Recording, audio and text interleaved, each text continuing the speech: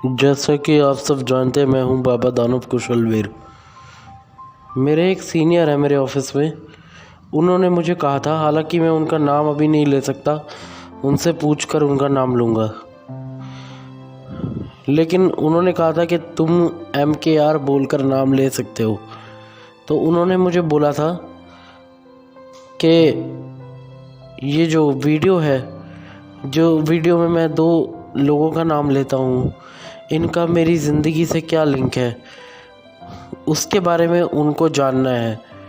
तो मुझे बहुत अच्छा लगा कि कोई है जो हमारी वीडियो में इंटरेस्ट ले रहा है। तो आज फिर से मैं ये वीडियो इसलिए लाया हूँ। आज ये वीडियो इसलिए बनाने का मैंने सोचा कि कुछ लोग जानना चाहते होंगे कि इन दोनों दानवों का मेरी ज़िंदगी से क्या ताल्लुक़ है, और आज मैं बताने वाला हूँ। एक्चुअल में मैं बचपन से ही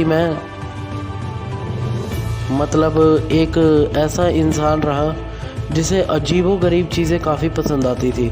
हालांकि मेरे सपनों से भी जुड़ी एक ऐसा किस्सा है। कोई दानव आता था, मुझे बुलाता था, एक बहुत सुंदर सी जगह 1-2 सेकंड के लिए नज़र आती थी, पर वो जगह बहुत सुंदर थी और ऐसा लगता है वो कोई हिंदुस्तान की जगह नहीं है। उसके बाद उसका चेहरा मुझे नज़र आता था, पता नहीं क्या वो पुरुष था कि महिला था, लेकिन नज़र मुझे आता था। अब उसके बाद मेरे पापा जो है 2009 यार से कम से कम 12 साल पहले की बात मैं बता रहा हूँ।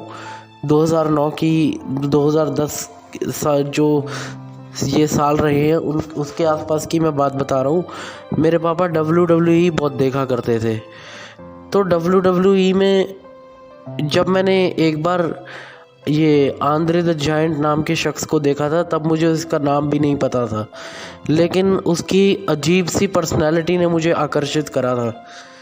तो उसके बारे में कहानियाँ मैंने जानना शुरू करी, क्या था वो, क्या उसकी ज़िंदगी थी।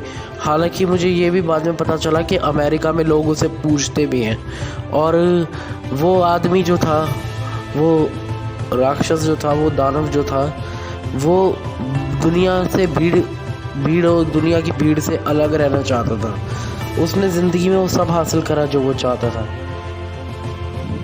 लेकिन अपने परिवार के साथ वो ज़िंदगी नहीं बिता पाया। बहुत से कष्ट उसे झेलने पड़े। जो बीमारी उसे थी वो एक ऐसी बीमारी थी जो इंसान को राक्षस बना देती है, और उसे अपनी ज़िंदगी से प्यार भी नहीं था। और बहुत उसने कहीं अपनी लाइफ में ऐसी अच्छी चीज़ें करी। तो आंद्रे द जायंट जो है वो फ्रांस का रहने वाला था।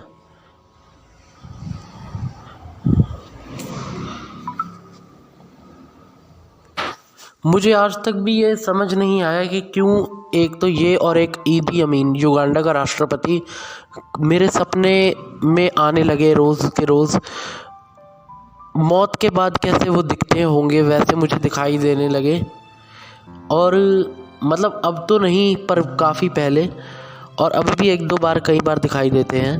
तो मेरे पापा भी हालांकि इस चीज़ से बहुत परेशान हो चुके थे कि आखिर मैं ये आंद्रे द जायंट और ईदी अमीन का पीछा कब छोड़ूंगा, या फिर क्या मैं उन्हें पूजने तो नहीं लग गया, इन दोनों राक्षसों को। पापा को ऐसा लगता था। अब दूसरा है ईदी अमीन, जो कि युगांडा का एक राष्ट्रपति था। लोग कहते हैं, ये बात तो देखो ये बिल्कुल सच है कि वो आदमखोर था, इंसानों का मांस खाता था, अपने खुद के बेटे का भी उसने कत्ल करके खाया था, और आदमखोर वाली बात बिल्कुल सच है। लेकिन जहाँ तक मुझे लगता है बाकी चीज़ें जो हैं, बाकी सारे जो झूठ फरेब फैलाए हुए हैं, वो ब्रिटिश लोगों के द्वारा फैलाए गए हैं, जहाँ तक मुझे लगता है। क्योंकि ईदी अमीन एक ऐसा शख्स भी था जो अंग्रेज़ों से दबना नहीं चाहता था। जब हिंदुस्तान पे जुल्म हो रहा था, जब अफ्रीका पर भी जुल्म हो रहा था, तो ईदी अमीन जो है तब खड़ा हुआ था और उसके बाद में जब हिंदुस्तान आज़ाद हुआ, अफ्रीका में भी थोड़ा बहुत आज़ाद हुआ था, तो ईदी अमीन करप्ट नहीं था, भ्रष्ट नहीं था। वो बहुत ईमानदार था, वो मतलब वफ़ादार था अपने देश के प्रति। अपने देश के लोगों से वो बहुत प्यार करता था। उसने ये सोच रखा था कि चाहे जो मर्ज़ी हो जाए, इन लोगों की गुलामी नहीं करनी, रिश्वत नहीं खानी। तो शायद इसलिए, शायद इससे नाराज़ होकर भी शायद ये जो ब्रिटिशर लोग होते हैं, इन्होंने ईदी अमीन के ख़िलाफ़ ऐसा कुछ षड्यंत्र रचा हो कि बाकी आदमखोर से को छोड़कर बाकी कई सारी बातें जो हैं, जो कि हो सकता है झूठ हो, वो फैले पूरी दुनिया में और ईदी अमीन की छवि बिल्कुल ख़राब कर दी जाए। और the last king of Scotland का जो टाइटल है, इसलिए ईदी अमीन ने खुद को दिया था क्योंकि ईदी अमीन को ऐसा लगता था कि जैसे ब्रिटिशर लोग जो हैं, इंग्लैंड में एक स्कॉटलैंड भी है और ब्रिटेन भी है। ब्रिटेन के जो लोग हैं वो ब्रिटिशर कहलाते हैं। ब्रिटिशर लोगों ने ही हमारे यहाँ जुल्म करा था, जो मतलब ब्रिटिश अंग्रेज़ थे।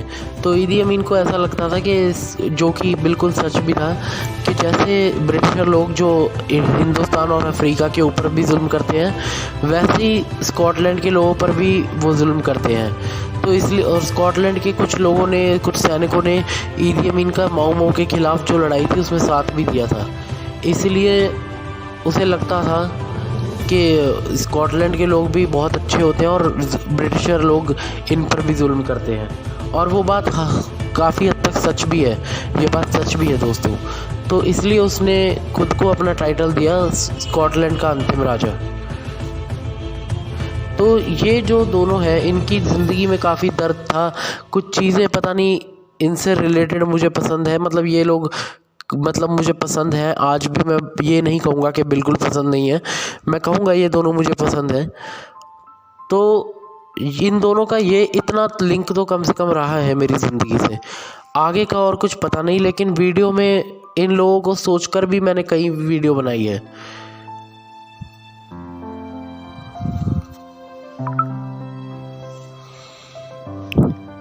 जैसा कि आप सब जानते हैं, मैं हूं बाबा दानव कुशलवीर। मेरे एक सीनियर है मेरे ऑफिस में, उन्होंने मुझे